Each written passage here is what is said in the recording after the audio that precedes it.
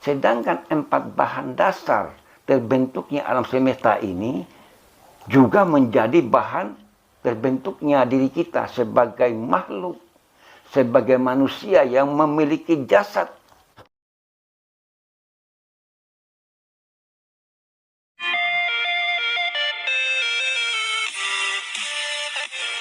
Bismillahirrahmanirrahim. Assalamualaikum warahmatullahi wabarakatuh. Salam sejahtera bagi seluruh alam. Semoga kita semua sehat selalu dan dalam lindungan Allah, Tuhan yang Maha Kuasa. Baik saudaraku, setiap zaman, selama manusia diciptakan di muka bumi ini, bila akhlak, perilaku, hukum sudah diabaikan, tidak lagi ditegakkan, maka alam semesta atas kehendak Allah merespon atas perilaku manusia yang ada di muka bumi ini. Sebagai peringatan apa yang diperbuat oleh manusia. Setiap zaman, bila kita kembali kepada sejarah masa lampau, banyak sejarah yang menceritakan tentang peradaban manusia. Dari Nabi Adam sampai kepada Nabi Muhammad SAW. Bila manusia di setiap zaman sudah tidak lagi mengikuti apa yang disampaikan oleh para utusan-utusan Allah itu sebagai wakilnya yang mewakili dirinya di muka bumi ini untuk menyampaikan risalah-risalah tentang apa yang harus dilakukan oleh manusia untuk keselamatannya dari dunia sampai di akhirat.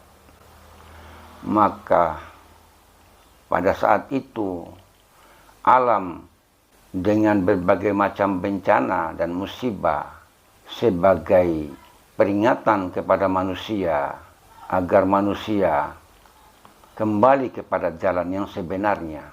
Jalan seperti apa?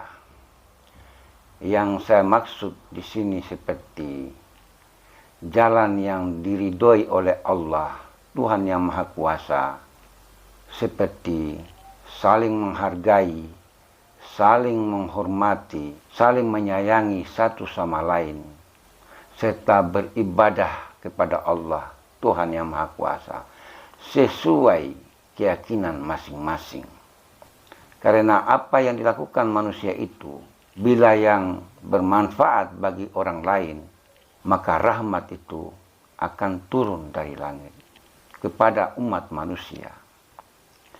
Dan apabila manusia itu sudah melakukan berbagai macam kejahatan seperti kerusakan moral, sudah tidak lagi menjunjung tinggi nilai-nilai kemanusiaan, maka manusia akan diberi peringatan oleh alam semesta atas kehendak Allah Subhanahu wa ta'ala.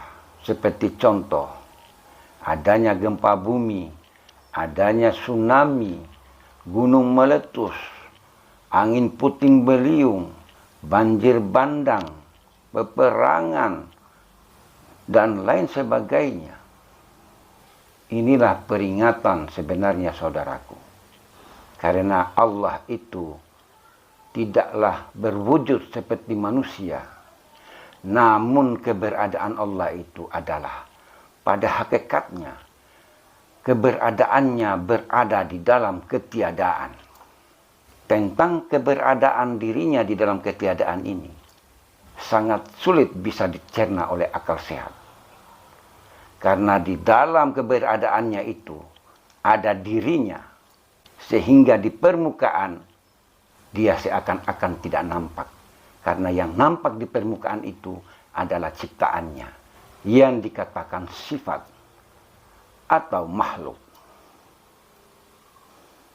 Jadi saudaraku, Bila kita mau membahas tentang keberadaan Allah, sedangkan Allah sering memberikan peringatan, sering memberikan informasi melalui kitab sucinya bahwa Allah itu adalah wujud yang nyata. Tidak ada yang wujud di alam semesta ini hanya dirinya. Tidak ada yang wujud di dunia ini, saudaraku. Kalau kita mau menggali kalimat ini tentang yang wujud hanyalah Allah. Nah ini kalau kita gali kata wujud daripada dirinya, berarti yang ada di sekitar kita maupun di alam semesta itu hanyalah suatu pandangan yang bisa dilihat oleh mata. Tetapi pada hakikatnya tiada yang ada, hanya dirinya yang ada. Maka itu menurut saya pribadi, Allah itu berada di dalam ketiadaannya. Makanya yang ada ini disebut manusia. Karena manusia adalah bukti nyata bahwa Allah itu ada. Karena manusia adalah ciptaannya, termasuk makhluk lain yang ada di muka bumi ini. Baik di bumi maupun di langit. Semua itu adalah ciptaannya. Sekarang bagaimana hubungannya antara alam semesta dengan diri manusia? Supaya kita bisa menemukan siapa sebenarnya manusia itu. Dan siapakah sebenarnya alam semesta itu. Bila kita sudah memahami tentang hubungan antara alam semesta dengan manusia. Karena kita ini sejatinya berasal dari alam semesta. Saudaraku. Kita berasal dari alam semesta. Bila kita mau menggali siapa diri kita yang sebenarnya, akan bisa kita temukan siapa diri kita yang sebenarnya. Sehingga bila kita sudah mengenal diri, maka kita sudah bisa menjaga kita punya perilaku, menjaga sikap, menjaga ucapan.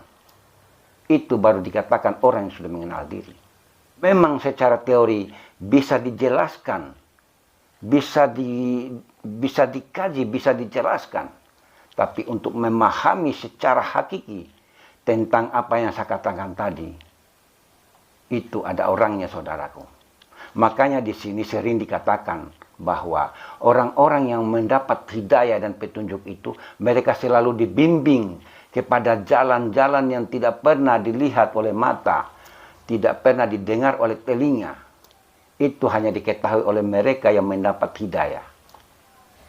Jadi saudaraku, di dunia ini, kita dan alam semesta ini sebenarnya, kita menyatu sebenarnya. Di mana kaitannya kesatuan antara manusia dengan alam semesta? Dari apa yang sering saya katakan melalui video saya sebelumnya, bahwa alam semesta ini berasal dari 4 unsur yang namanya tanah, air, angin, dan api. Itulah bahan dasar terbentuknya alam semesta ini. Itu yang saya pahami, saudara. Sedangkan 4 bahan dasar terbentuknya alam semesta ini juga menjadi bahan terbentuknya diri kita sebagai makhluk, sebagai manusia yang memiliki jasad. Jadi bila perilaku kita di muka bumi ini dengan berbagai macam perilaku yang sering menyakiti orang lain, itu bisa dikatakan akan terjadi hukum tabur tunai. Artinya manusia itu apa yang dia lakukan, nanti itu juga yang dia dapat. Bila yang bermanfaat bagi orang lain, maka keberkahan yang dia dapat, rahmat yang dia dapat, karunia yang dia dapat. Jadi saudaraku, bila kita mau menggali diri manusia ini, luar biasa saudaraku. Andaikan manusia itu sudah mengenal dirinya, siapa dirinya sebenarnya, lalu kemudian dia akan mengenal Tuhannya. Sekalipun Tuhan itu tidak wujud seperti makhluk, namun dia bisa mengetahui dengan pengetahuan yang memang diberikan kepadanya sebagai hidayah itu. Dengan hidayah yang diberikan itu, maka dia bisa mengenal dan mengetahui Tuhannya.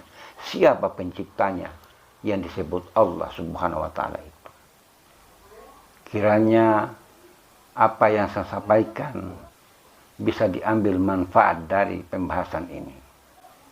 Mudah-mudahan kita selalu berada di jalan yang diridai oleh Allah, Tuhan yang Maha Kuasa. Selalu diberi kemudahan, diberikan rezeki yang halal, dijauhkan dari segala mara bahaya. Demikian, bila bermanfaat disimpan, bila tidak lupakan. Karena kebenaran yang hakiki itu hanyalah milik Allah, Tuhan yang Maha Kuasa semata. Sekian, wassalamualaikum warahmatullahi wabarakatuh.